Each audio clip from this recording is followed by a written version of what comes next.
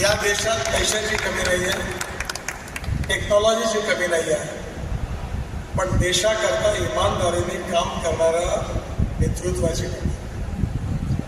तर आपण सगळ्यांनी देशाकरता आणि समाजाकरता काम करायचं ठरवलं, यू कॅन मेक मिरॅकल्स. आज आपल्या प्रत्येक क्षेत्रामध्ये खूप संशोधन होतं, अनेक स्टार्टअप आहेत, रिसर्च आहे. त्या सगळ्याच्या भरोशावर सगळे आता आयाम बदललेले आहेत. आपण एक वेळा युद्ध करायचो तर त्या ट्रकमध्ये सैनिक रायफल करून उड्या मारायचे आणि बॉर्डरवर धरायचे. आता कुठे पाहायला मिळत नाही. आता ड्रोन आणि मिसाईलचं युद्ध आहे. मी इराणमध्ये गेलो होतो, आता ते युद्ध सुरू झालं.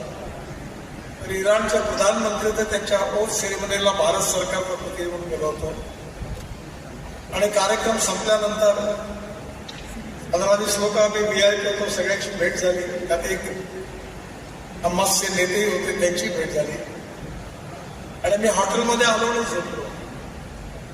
पहाटे 4 वाजता मला अम्बॅसेडर आले, त्यांनी उठवलं. त्यांनी सांगितलं, साहेब आपल्याला लवकर निघालं पाहिजे. तर काय झालं, पण इथे जे हम्मसचे लीडर होते ज्यांना तुम्ही भेटले, ते गुप्त ठिकाणी एका बंगल्यामध्ये होते आणि त्या बेडरूममध्ये झोपले होते. तिथे मिसाईल जाऊन तिथे त्यांचा वध झाला.